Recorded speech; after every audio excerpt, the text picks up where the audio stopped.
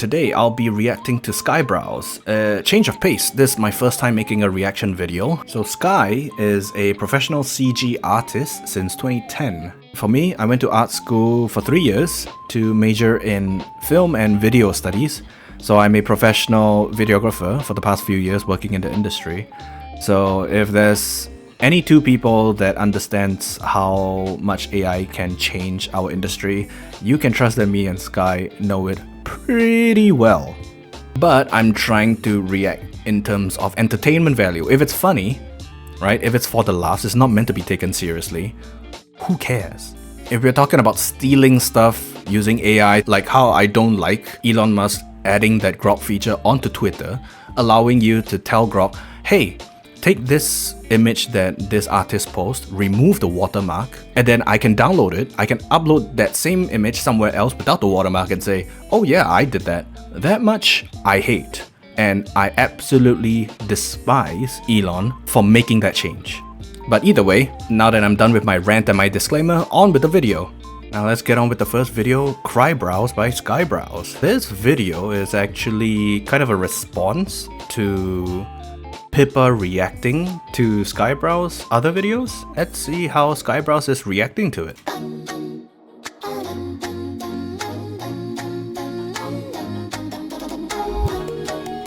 Oh, that's a very furry Pippa.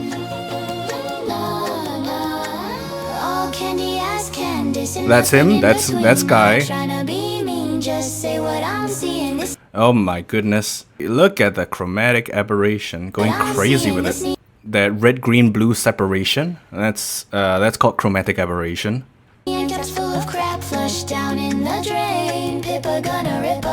he looks good. Nice portrayal, nothing stands out. Shit faking kid.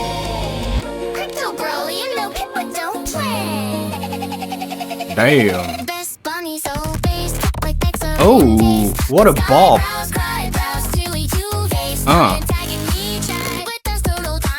Yeah. Damn. Okay, that's so far it's a bop. Hands down it's a bop.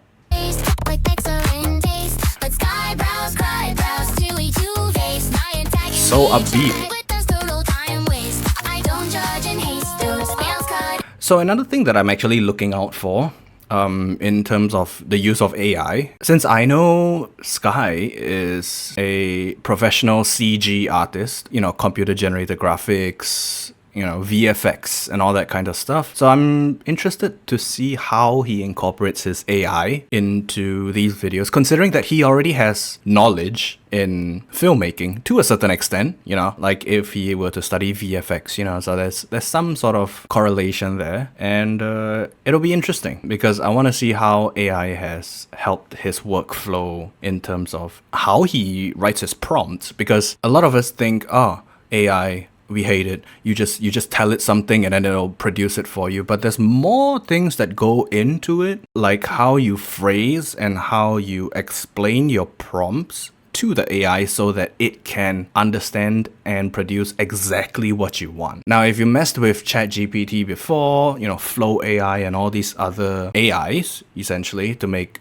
maybe images or videos, you would realize that even though you tell it like, oh, I want it to be cinematic with this, it would get the general picture, but then you would have to really dial back and sort of refine the finer details. So that's actually a interesting aspect to AI that I'm kind of intrigued about. Not so much like, oh, how realistic can it look?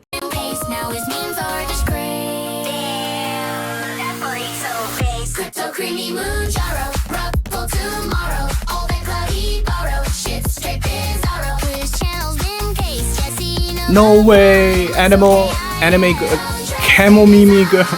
Yo, Lynx! Holy, see, this is the chromatic aberration that I was talking about, the red, green, and blue. That mountain of monster, jeez. Hawk oh no.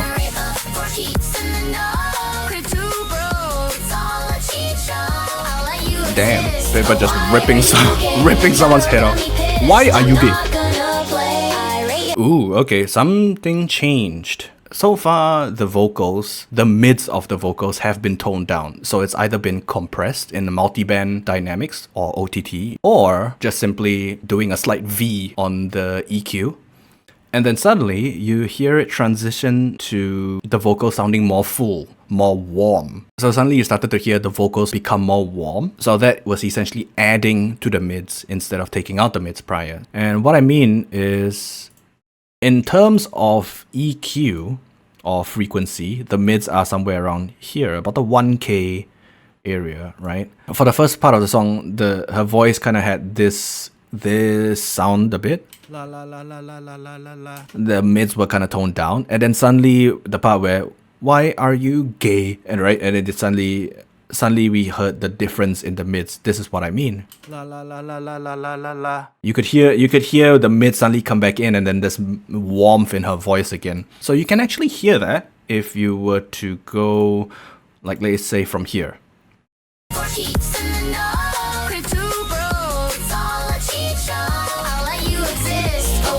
Here.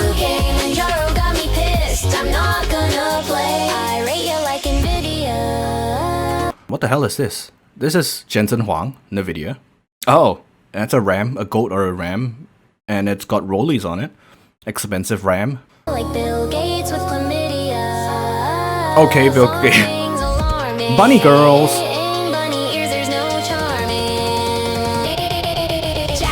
Oh my god, wait, that this particular clip is so good. I like it so much, right? So let me explain to you why I like it so much. So not only is the look pretty cool, right, the art, but Pippa this entire time is moving slowly, and this clip starts off slow. So you can see that by the chainsaw blades moving pretty slow, and then as she turns the chainsaw towards, you can see that the chainsaw starts to rev up, rev mention, hey? And then you realize, oh, wait a minute, so this is slow-mo, but then Pippa actually doesn't speed up. And it gives this very, I don't know how to explain this feeling, but it looks really cool. So this also begs the question, did Sky generate this AI clip in 60 frames per second? So if he got it in 60 frames per second, this part, like the starting of the clip where it's slowed down, it could be slowed down to half speed, which at that point is still 30 frames per second, so it still looks very normal. Because normally what we watch on YouTube is 30 frames a second. There are two formats, NTSC and PAL. NTSC is generally used in America, 30 frames per second. PAL is used in Asia and Europe, mainly what I use. PAL is 25 frames. It's just mainly traditional broadcasting formats. And then in cinema and anime, it's actually 24 frames per second. Today you learned something new. So anime is in 24. But they draw and animate the illustrations at 12 frames per second. So they actually double their drawings essentially. And then those are for mainly the fighting parts, the more fast-paced stuff. So that's why you get to see like a lot more speed blurs and stuff like that. And then maybe at the not important, the static talking shots, it can go down to 8 frames a second. But back to this clip, you would see what I mean. This clip starts out slow. You can take a look at the chainsaw blades and then it starts to rev up. But when it revs up, the chainsaw blades look so smooth going at full speed. So that's why I was like, oh, is that 60 or is that 30? You see that part where she points it at you? This part, it looks smooth, it looks so smooth, but also, holy crap. Yeah, it just makes it look so much more menacing. When the chainsaw blades speed up and she's moving at the same pace as before, it makes it look like the chainsaw is going way faster than normal. So let's take a look at it again. I love it so much. Ooh, and then she starts to smile. No, people! Oh my god, we're chipper. Oh my god, to the moon! Oh. I heard some vocoder in there. So vocoder, let me just kind of explain what a vocoder is real quick in my Ableton, because I do some vocal mixing. So what is a vocoder? And I'm gonna record myself just la la la la la la la la la. Then we're going to take the vocoder effect and overlay it onto our vocals. What are we gonna hear now? Very robotic, very distorted kind of sound, right? Okay, so I've drawn out a note, so it just sounds like that, right? Then what I can do is go to the vocoder and say the carrier is now external. And the audio, I'm gonna take it from that piano synth that I just did. So this is how it sounds. Right, so now you hear that overtone. You hear that tone coming from the piano. Remember earlier it didn't sound like this. Remember earlier it sounded like... Right, so now it's taking that signal from the synth and then it's playing, the vocoder is now playing through my voice. But it doesn't sound the same as what we heard in the video, but here's where we play with it. Now we see the dry wet signal. So at 100%, it just says this vocoder effect is fully on top of my raw vocals. So I'm gonna dial it back to about half. Then you would be able to hear my voice and that subtle overtone that we just heard from the vocoder. So now I'm at 50%. This is how it sounds. La la la la la la la la la. And so back to the video, you would hear it more apparent now that I pointed out this part.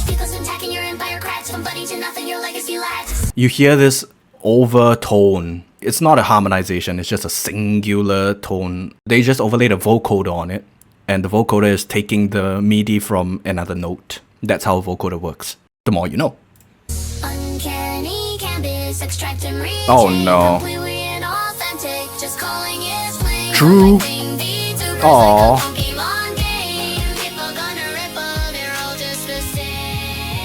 Right, so I'm still thinking, how the hell do you tell the AI you want this? Just think about it for a second. How are you gonna write your prompt? Like to keep it nice, concise, straight to the point while not skimping out on details. Because what I've learned is when I'm messing around on Music GPT I just tried, the more details I gave the AI, the more it started to break. Whereas if I just gave it a one-liner like, this type of beat, this chord progression, that's it. And then it can churn out like from start to end, all that good stuff. But when I started to tell it, I want a beat, I want this particular chord progression, uplifting vocals, 4/4 beat pattern, proper intro 8 to 16 bars, proper outro 8 to 16 bars, and all that kind of in-depth stuff. When I tell it that many details, it starts to break down and it starts to ignore these prompts. And then I actually get a worse product by telling it more. So that's why I'm intrigued to see, okay, how does he write his prompts? And that's what I want to learn.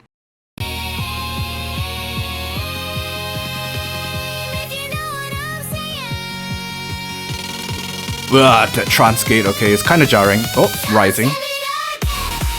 Oh, I'm a sucker for these kind of drops. I love this old school.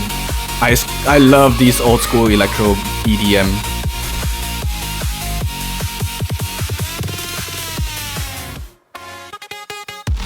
Ooh, oh, here comes Pippa. Okay, so sorry to pause again, but so this part we can understand. How do you explain to an AI this is the environment you want? Just the floor plane, white and black. Okay, sure. And there are floating squares, black background. Do you think the AI can produce this and this exact environment? It probably can't. We know this because we see these kinds of like environments in anime a lot. So I'm like, okay, but how do I tell the AI I want a place like this? And so that's why I'm intrigued, or I'm interested. Okay, how does he write his prompts for things like this?